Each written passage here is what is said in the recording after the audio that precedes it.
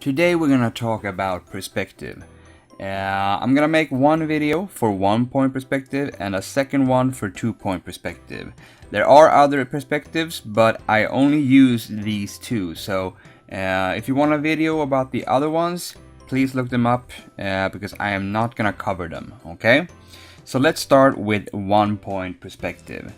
There are a lot of good videos out there that already explain the science and the mathematical things about perspective, but I'm just gonna show you pretty much the basics of 1-point perspective. Okay, so let's do 1 point in the middle there. Okay, and from that point we're gonna do like this.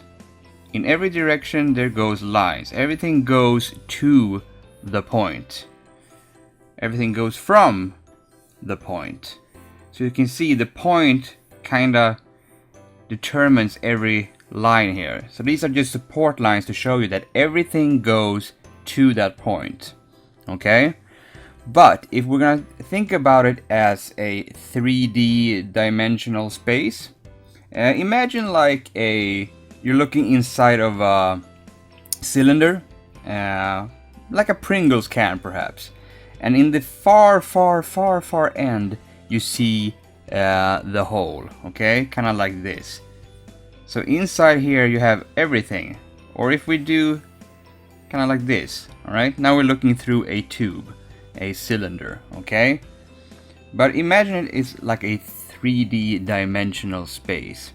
Because if we have the 1-point perspective like this, you have probably seen tons and tons of times this kind of drawing, where you have the horizon like this, and you have the road that disappears into nothingness, and maybe some street lines like this that becomes bigger and bigger and bigger as you get closer to the camera. Because this is also the thing, you can put something very close, but you can also push it away, far away, and have the guidelines tell you how far and what angle the lines are going. So for instance, if I want to put a building on this side here, I make a straight line, and then we have another straight line gonna come here, but I can follow the lines, the blue lines here, and see that okay, the building is gonna go up here, and on the bottom the blue line says it's gonna go there. And then we have another straight line, straight line, straight line, and another straight line. So you can see these lines, they never change. They are not affected by the 1 point, and that's because we're placing a third, like a 3D dimensional object. Because if we're gonna like show the inside of this, it goes like this. This line is gonna be affected, and this is not. But this line is going to be affected by the 1 point, but this line is not. So you can see we have made a 3-dimensional object in this 1-point perspective. So these lines will not be affected, but everything else that connects it together, like this one, this one, this one, and this one, will be affected by the 1-point perspective. So what if we had a cylinder in this? Well, the cylinder would be the same. It cannot be like a circle, and then you have a smaller circle, because you can see if we do it, let's make it on here. We have these two lines here, okay? Line 1 and line 2. Between those, we're gonna create a cylinder. And on the end, you can see the lines have become smaller, so the circle will be smaller. And then we connect this. Now, if this is a 3-dimensional object, of course these lines will, you know, disappear, and we have a cylinder now, okay? As you can see. So the circle doesn't get affected either, but the lines that connect things together will be affected by this. So same thing here if we cut through. So that's the basic thing about 1-point perspective. It goes like this. You can build like a horizon, you can build, you know, like a city line and everything like that. But I'm gonna show you also what you can use the perspective for. So let's put a point here. I'm gonna go drag this down so we don't have any of the old paper left. And I'm gonna do the blue support lines. This time I'm gonna go far, and I'm not gonna go all too much upwards, because I only need it for the lower part. So, like this. Now we have a 1 point perspective up here. So what can we do with this? Well, let's say I'm gonna go, I'm gonna go with I'm gonna make a kind of like a box like this, just to show you. Usually I don't do the box, but just to show you what I mean. So now we have a box or a building that's kind of like going upwards. So imagine if we were like, oh, here's a character, maybe like, oh, looking up at the very, very, very big building, right? He's looking up at this gigantual building, right? And that's one way to use it, to show, emphasize size. But if we have this box, and this box is right now just to help us out, you can also make a perspective, like a low viewing angle, okay?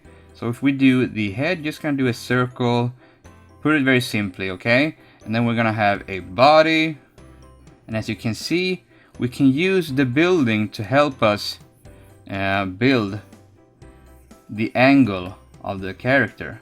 As you can see, as closer down we get, the closer to the viewer we get. So as you can see, we're now building a character down to where we are in the low, and I'm butchering this, but you can see the point I'm trying to make here. And then we have this. We're gonna have some angles here, and you can make this more extreme if you want to. You can even, push it even further. So kind of like if we take the box and we say, we want more. We want a very much more wider angle. Okay, then just push it out. Try to follow the blue lines so you don't get out of the perspective. But as you can see, I can push it really, really far if I want to. And this, boom, and here you go. Now we have a very wide, low angle, but it still works. We can make it smaller. We can make everything work for us like this. As you can see, now we have like a big hero close-up shot, and of course then we can remove the box that we had to help us out, because that is not needed now. It's just a good way to have if you're new to it and you can't really do this, without the box. It's good to have the box, but because then you can see the angle the character has to take. Sometimes it's visible, sometimes it's not, depending on how new you are, and with practice you will be able to, not need the box. You just need the angle, so to speak. And that's one other way to use it. And I will show you a last thing I use the 1 point perspective of. Let's put a dot somewhere around here, and we're gonna make some support lines like this, and I'm gonna go and do the whole way around, I think, actually, just to show you. So once again, now we have a 1 point perspective. What I'm gonna do now is I'm gonna put a circle around it and a square like this. And why am I doing this? Well, this is a kind of a situation where I use the 1 point perspective. Let's see. No, I'm not gonna do that actually. I'm gonna do it like this instead. I'm gonna do this. I'm gonna put a circle like this. So the 1 point perspective is gonna be behind my character. And in this instance, this character is gonna be wielding a gun. It's gonna be aiming for someone. okay? Kind of like a little bit off-kilt camera. So just on the side of the camera, but not, you know, exactly. It's kind of like pointing at you, but not really at you. Kind of like a little bit off. So how do I do that? Well, I want the character, you know, to be a little bit of a foreshortening. So I'm gonna use just the hand here, and I'm gonna go in like this. So I know how the angle of this is, but how do I draw the gun that looks, you know, correctly? Well, I can say that, okay, I want the gun to be somewhere around here. So we're gonna be doing a square like this. I know, guns aren't, you know, just squares, but for just the shape of it, okay? And then I can follow my 1 point perspective here that I put behind and get the lines to be correctly so that it matches the perspective of it. So I'm using it just for the gun. Everything else, I don't need the gun. I don't need the perspective for the rest of it, but I need it for just the gun, so it feels correctly. And then I know, okay, so it's gonna be like this. It's gonna be kind of perhaps smaller, perhaps go more to the point. Okay, so I maybe have to, you know, take some of this down, you know, scale it down a little bit. How would this go? Everything I can now build towards the point. For instance, if I have to do some line details on the gun itself, I can just go, okay, so that's gonna be there, that's gonna be here, maybe this will be bigger, this will be perhaps smaller or more round. Okay, here's the trigger, how will this bend, and such stuff like that.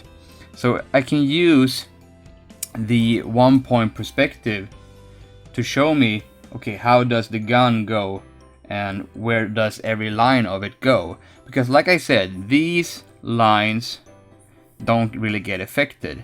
But if you have something that's gonna connect it to another line, this line is gonna get affected by